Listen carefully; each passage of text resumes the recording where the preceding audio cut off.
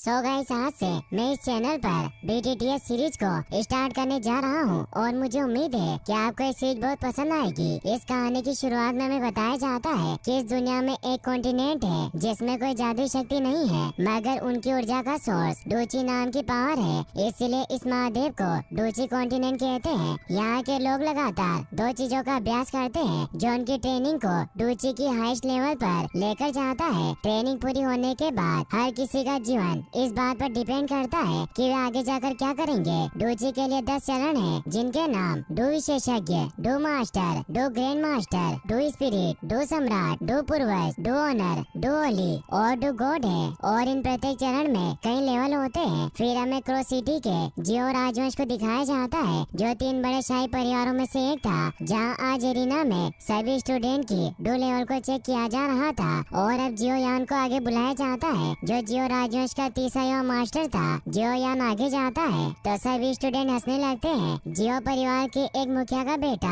जियोनिंग उसे कहता है कि अपने आप को मूर्ख मत बनाओ, तुम्हारे लेवल बहुत कम है। जियो यान उनकी बातों पर ध्यान नहीं देता और ऊपर स्टेज पर आ जाता है, जहाँ वो डू स्तंभ पर अपनी लेवल को चेक करने के लिए हाथ रखता है, मगर उसका डू स्तर केवल 30 लेवल पर होता है, जो बहुत कम था। इसीलिए सभी उसका मजाक उड़ाते हैं, क्योंकि बचपन में उसे जीनियस कहा जाता है। उसकी पावर बचपन में ही 30 लेवल पर पहुंच गई थी और 11 साल की उम्र में उसने 10 डूची स्तर को पार कर लिया था, मगर 3 साल पहले से उसकी पावर कम होने लग गई थी। इसलिए स्टूडेंट बातें करते हैं कि वास्तव में अपने परिवार के लिए निकम्मा लड़का है। जियोनिंग कहता है कि अगर तुम कबीले के मुखिया के बेटे नहीं होते तो तुम्हें बहुत समय पहले ही अपने परिवार से निकाल दिया जाता। फिर अब टेस्ट के लिए जियोमई नाम की लड़की को बुलाया जाता है। जियोयान से पूछता है कि क्या तुम सच में मुझसे नफरत करती हो, मगर वो कोई जवाब नहीं देती। जियो शर्म की वजह से मुंह नीचे करके वहाँ से जाने लगता है। तभी वहाँ जियो जूनियर आ जाता है, जो उसका हाथ पकड़कर कहती है कि तुम्हें परेशान नहीं होना चाहिए। जूनियर को टेस्ट के लिए बुलाया जाता है, इसीलिए जियो यान को कहती है कि तुम मेरा इंतजार करना। ये कहकर वो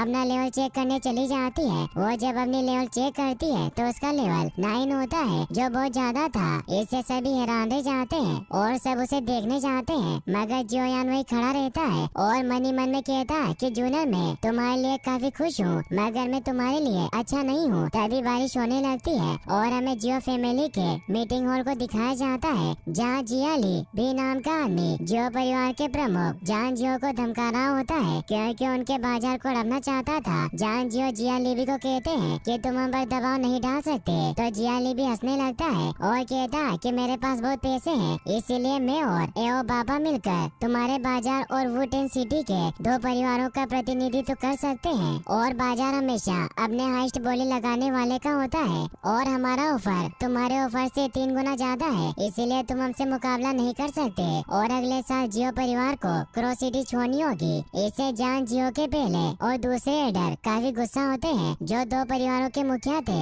और उस पर हमला करने के लिए तैयार हो जाते हैं, मगर जान जियो उन्हें रोक लेता है और जिया लिबी को एक कार्ड दिखाकर बताता है कि मेरे बेटे जियो यान की शादी का प्रपोजल है। तो ऐसे जिया लिबी हैरान रह जाता है। जियोली का साथी एओबा कहता है कि जियो यान तो वही है जिसने 11 साल की उम्र में 10 डूची स्तर को पार कर लिया। जिया लिबी जब वो वेडिंग कार्ड पढ़ता है तो उसे पता चलता है कि जियो यान की शादी नालन येन रेन के साथ होने वाली है, तो ऐसे वो शॉक रह जाता है। एओबा कहता है कि शादी का प्रस्ताव कब जारी हुआ, हमें इसके बारे में पता क्यों नहीं चला। जान बताते हैं कि बस एक छोटी सी बात थी, इसीलिए इसे पब्लिक करना जरूरी नहीं था। एओबा जिया लिबी को बताता है कि यूनलैंड सेक्ट पावरफुल लोगों से भरा हुआ है, भले वो शहर से बाहर हो, पर वो अपनी रिश्तेदारी की वजह से जियो परिवार की मदद जरूर करेंगे। और नालन जो लड़की है वो यानडेन डिपार्टमेंट के हेड यूनलैंड की फेवरेट स्टूडेंट है, जिससे हमें प्रॉब्लम हो सकती है। तो जान कहते हैं कि अब तुम हमारे सभी बाजारों पर कब्जा नहीं कर पाओगे,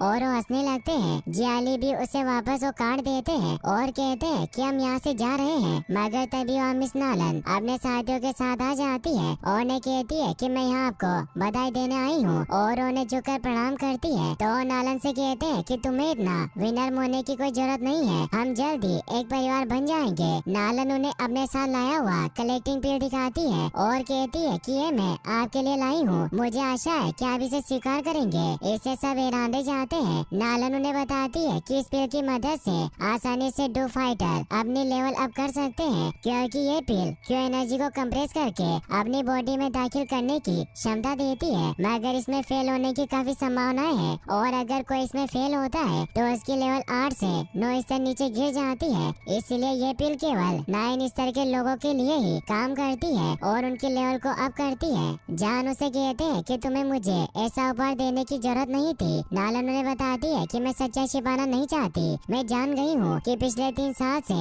जोयान का लेवल काफी नीचे चला गया है, इसलिए मैं किसी ऐसे आदमी से शादी नहीं कर सकती जो किसी जमाने में जीनियस रहा हो। मैं शादी का ये कॉन्ट्रैक्ट तोड़ना चाहती हूँ। जान हैरान हो जाते हैं और कहते हैं कि कोई बच्चों का खेल नहीं है। इस कॉन्टिनेंट में किसी जुड़ाव को बाधित करना इतना आसान नहीं होता। नालन कहती है कि बेशक मैं ये जानती हूँ, इसीलिए मैं इस कॉन्ट्रैक्ट को तोड़ने के लिए ये कलेक्टिंग पिल आपको दे रही हूँ। जान जियो कहते हैं कि मुझे लगता है कि तुम्हारे डिपार्टमेंट के हेड यूलेन इससे सहमत नहीं होंगे। नालन कहती है कि मैंने सेक्शन लीडर यूलेन से अनुमति प्राप्त कर ली है।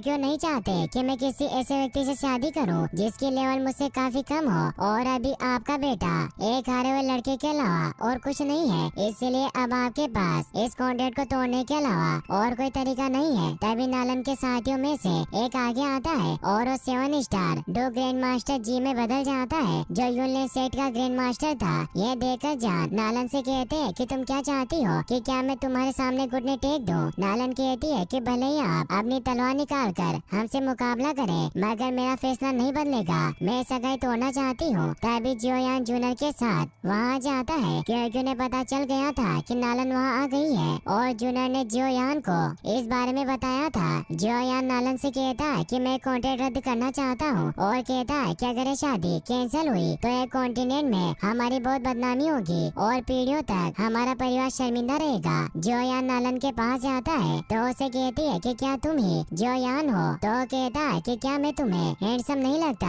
नालन कहती है कि चाहे तुम कितने भी हैंडसम क्यों न हो, पर तुम बेकार हो। मुझे तुम्हें देखकर बहुत दुख होता है, इसलिए मैं तुम्हें इस शादी को तोड़ने पर 3 कलेक्शन पीस दे सकती हूँ। साथ ही तुम यूलेन सेक्शन में भी ट्रेनिंग ले सकते हो। सभी से चौंक जाते हैं। जान जियो के साथी एडो ने कहते हैं कि अगर हम 3 क्यूब पीस लेते हैं तो हमारा जियो परिवार और अधिक शक्तिशाली हो जाएगा और वो बाजार भी हमारे हाथ से नहीं जाएंगे जिन्हें हमने खो दिया है। दूसरा एडो भी उन्हें कहता है कि अगर जियोयान यूलेन सेक्शन में ट्रेनिंग करेगा तो अपनी खोई हुई पावर को भी रिकवर कर सकता है। जियाली भी कहता है कि श्रीमती नालन बहुत उदास है, भले ही उसने सगाई को रद्द करके मेरी मदद की, मगर अब जियो परिवार ने इसका समर्थन खो दिया है, इसीलिए वो सभी बाजार जल्दी हमारे होंगे। जियोयान उसे कहता है कि तुम्हें इतनी जल्दी उत्तेजित नहीं होना चाहिए और वो नालन से कहता है कि मैंने फैसला किया है कि मुझे तुमसे तलाक चाहिए। नालन हैरान रह जाती है और वो गुस्से में से कहती है कि तुम ऐसा कहकर दोनों पक्षों को चोट पहुंचाई है।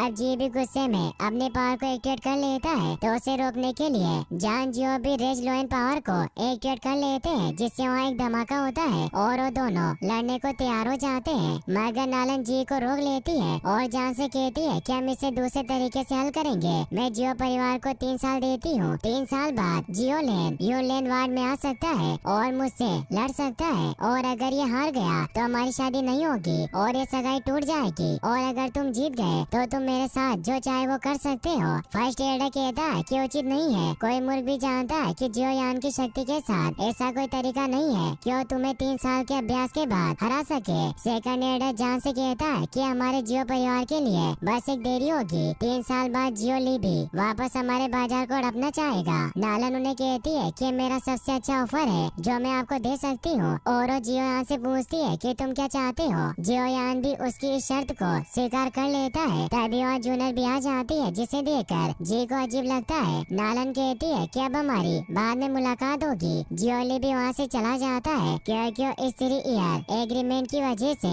कुछ नहीं कर सकता था। नालन भी वहाँ से चली जाती है और वो जाते जाते जियोयान को कहती है कि मुकाबले के लिए मैं तुम्हारा इंतजार करूंगी। जियोयान कहता है कि तुम मुझे धमकाने की हिम्मत कर रही हो क्योंकि मैं कमजोर हूँ। सभी लोग वहाँ से चले जाते हैं। जियोयान काफी परेशान होता है और वो से बाहर आता है। जान जियो के साथी एडो ने कहते हैं कि जियोयान आगे आने वाली समस्याओं को नहीं जानता। 3 ईयर एग्रीमेंट करके उसने सिर्फ अपनी मौत में देरी की है। जियोयान वहाँ से जाने लगता है। जूनियर उसे रुकने को कहती है, मगर वो नहीं रुकता और वहाँ से भाग जाता है। तो जूनियर उसके पीछे जाती है। जान को उसकी फिक्र होती है। जियोयान दौड़ता हुआ एक घर के पीछे आकर रुकता है। तभी वहाँ जूनर भी आ जाती है, जो उसे समझाने की कोशिश करती है, मगर उसकी बात नहीं सुनता और वहाँ से चला जाता है। वो निराश होकर आगे बढ़ रहा था, मगर तभी रास्ते में जियोनिंग अपने साथियों के साथ उसे रोक लेता है। वो कहता है कि मैं तुम्हारी राह देख रहा था। जोयान वहाँ से जाने लगता है, मगर उसे जाने नहीं देते।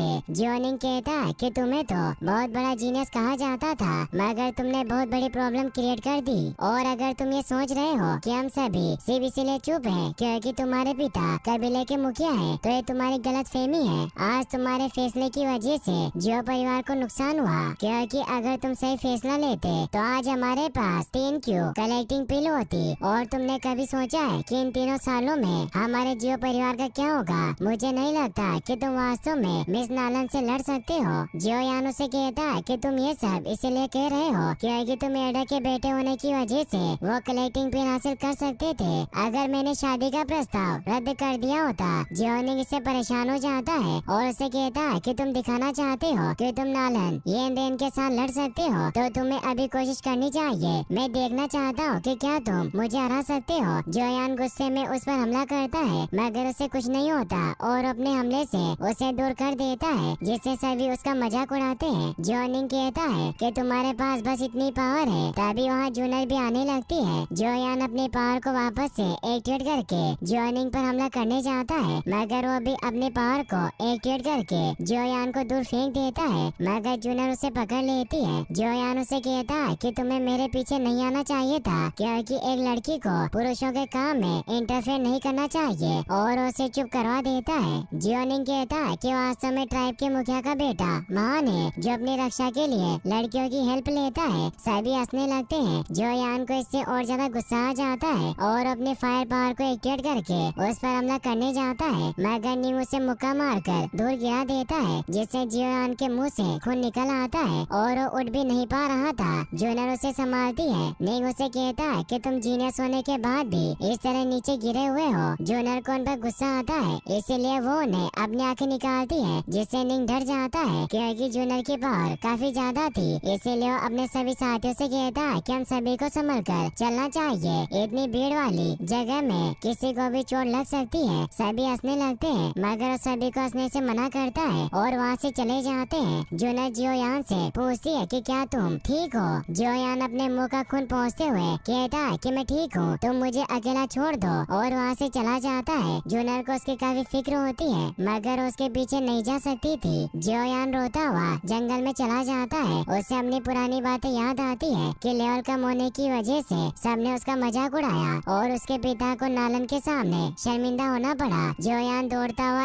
एक जगह पर पहुँचता है जहाँ उसकी माँ की कब्र बनी हुई थी। वो वहाँ बैठकर रोने लगता है। यहाँ हम जान जियो को भी देख पाते हैं, जो भी वहीं मौजूद थे, जो मन ही मन में कहते हैं कि बेटे तुमने आज बहुत बहादुरी से काम लिया। तुमने अपने जियो परिवार को 3 साल का समय दिया खुद को मजबूत बनाने के लिए, इसीलिए मैं तुमसे बहुत इम्प्रेस्ड हूँ। मगर 3 साल बाद भी हमें अपना भाग्य भुगतना होगा, पर चाहे जो कुछ भी हो जाए तुम्हारे पिता तुम्हारे लिए जरूर लड़ेंगे। ये कहकर वहाँ से चले जाते हैं। जियोयान अभी भी रो रहा होता है और वो कहता है कि मेरे साथ ऐसा क्यों हुआ, मैं ऐसा क्यों हूँ। और वो अपनी माँ से कहता है कि 3 साल बाद जब मैं मरने के बाद आपसे वन में मिलूंगा तो आप मुझे देखकर निराश हो जाओगी और अब कोई चमत्कार ही मुझे बचा सकता है। तभी जियोयान को कुछ होने लगता है और उसकी रिंग ग्लो करके हाथ से बाहर निकल आती है। जियोयान को एक आवाज सुनाई देती है जो उसे कहती है कि बच्चे तुम इतने चिंतित क्यों हो। जियोयान हैरान हो जाता है, उसे कुछ समझ नहीं आता। वो आवाज उसे कहती है कि तुम्हारे लिए चमत्कार देखने का समय है, मगर तुम डरे हुए हो। और वो आत्मा सामने आती है जो उसे कहता है कि मैं याओ लाओ हूँ, मैं तुम्हारी मदद करूँगा।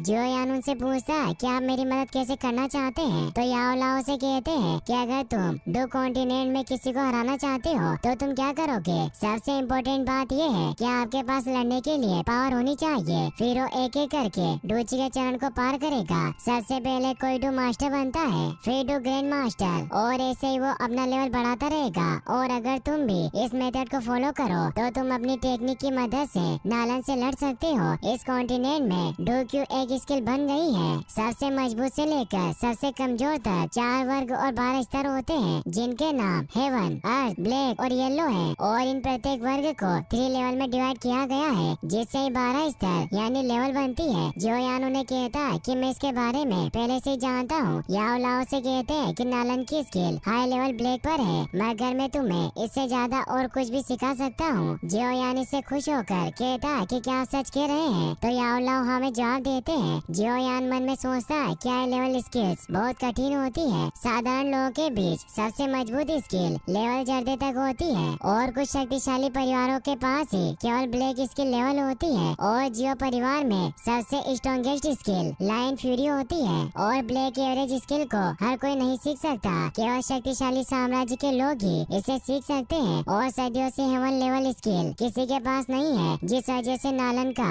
यूलेन सेक्ट बहुत पावरफुल है। इसीलिए वो सोचता है कि क्या याओ लाओ उनसे भी ज्यादा पावरफुल होगा। और उन्हें कहता है कि भले ही आपके पास बेहतरीन हुनर हो, मगर जब तक हम सही पिल्स का इस्तेमाल नहीं करते ये बेकार है। यूलेन सेक्शन आसानी से क्यू कलेक्टिंग पिल को हासिल कर सकता है और ये पिल केवल लेवल 5 एल्केमिस्ट के द्वारा बनाई जाती है। एल्केमिस्ट उन लोगों को कहा जाता है जो कम साधारण चीजों से मूल्यवान चीजें बना सकते हैं। जो यान कहता है कि तुम जैसा बूढ़ा आदमी उन पिल को कैसे बना सकता है? तो याओ लाओ से कहता है कि मैं खुद एक हाई लेवल एल्केमिस्ट हूँ और लेवल 5 मेरे लिए कुछ नहीं है। तुम मुझे अब से याओ लाओ बुला सकते हो और ये एल्केमिस्ट लेवल मेरे लिए कोई मायने नहीं रखती। यदि तुम मेरे स्टूडेंट बनना चाहते हो तो तुम जितनी चाहे उतनी पिल्स ले सकते हो। जियो यान उन्हें कहता है कि मैं आपसे काफी इम्प्रेस्ड हुआ हूँ, मगर ये पहली बार है जब किसी ने इतनी सफाई से डींगे मारी हो। याओ लाओ कहता है कि क्या तुम मुझ पर विश्वास नहीं करते? जियो यान उन्हें कहता है कि ऐसा नहीं है, मैं आप पर विश्वास नहीं करता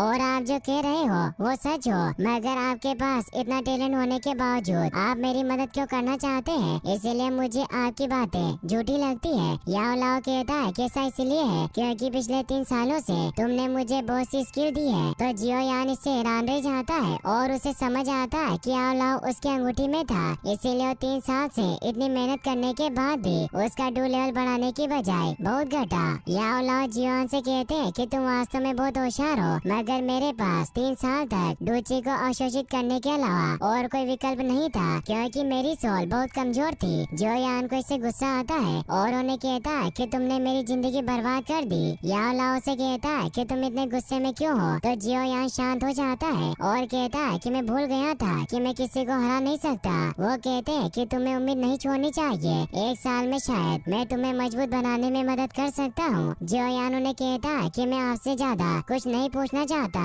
बस आप मुझे ये बताएं कि क्या आप 1 साल में मुझे लेवल 7 तक पहुँचने में मदद कर सकते हैं? मैं उसके बदले में तुम्हें मेरी डूची को शोषित करने के लिए माफ कर दूंगा। याओ लाओ कहता है कि तुम्हारी योजना बहुत अच्छी है और अब से मैं तुम्हारा मास्टर हूँ, इसीलिए तुम मुझे मास्टर बुलाना। तो जियो यान कहता है कि मैं तुम्हें मास्टर तभी बुलाऊंगा जब तुम मुझे अच्छी तरह से सिखाओगे, क्योंकि तुम ही मुझे स्टूडेंट बनने के लिए भीख मांग रहे हो। और उन्हें बूढ़ा आदमी कहकर बुलाता है। इससे याओ लाओ को गुस्सा आता है और अपनी पावर से वहाँ बेम्बू को जियो यान की तरफ मोड़ देता है, लेकिन उसे चोट नहीं पहुँचाता और हंसता है क्योंकि उसे डरा रहे थे। वो उसे कहते हैं कि मैं तुम्हारी ट्रेनिंग जल्दी स्टार्ट करूंगा, मगर तुम्हें पहले इस पेपर के साथ रॉ मटेरियल्स को हासिल करना होगा। जियो यान जब उस पेपर को पढ़ता है तो उसमें लिखा था कि उसे 3 आर्किड लीव्स, 2 वाशेड मुड बोनस और फर्स्ट लेवल का इविल कोर वुड एलिमेंट लाना है। इससे वो हैरान रह जाता है क्योंकि बेहद कीमती रॉ मटेरियल्स थे। अब वो रिंग वापस से जियो यान के हाथ में आ जाती है। जियो यान अपने आप से कहता है कि इस रॉ मटेरियल्स को खरीदने में हजारों सिक्के खर्च हो जाएंगे, मगर फिर वो सोचता है कि पैसे के लिए मैं मर नहीं सकता, इसीलिए मैं इन सभी रॉ मटेरियल्स को हासिल करूंगा। वहीं हम जियालिबी को उसके महल में देखते हैं जो अपने बेटे से कह रहा था कि जियो यान ने हमारा प्लान बर्बाद कर दिया। उस 3 ईयर एग्रीमेंट की वजह से हम जियो परिवार के बाजार को नहीं अड़प सकते। तो उसका बेटा जिया लियाओ अपने डेड को एक प्लान बताता है जिससे वो खुश होते हैं। और इसी के साथ ये एपिसोड यहीं पर खत्म हो जाता है। गाइस, अगर आप इसका नेक्स्ट पार्ट भी जल्दी देखना चाहते हैं तो इस वीडियो को लाइक करने के साथ साथ चैनल को सब्सक्राइब जरूर कर लें। Thanks for watching.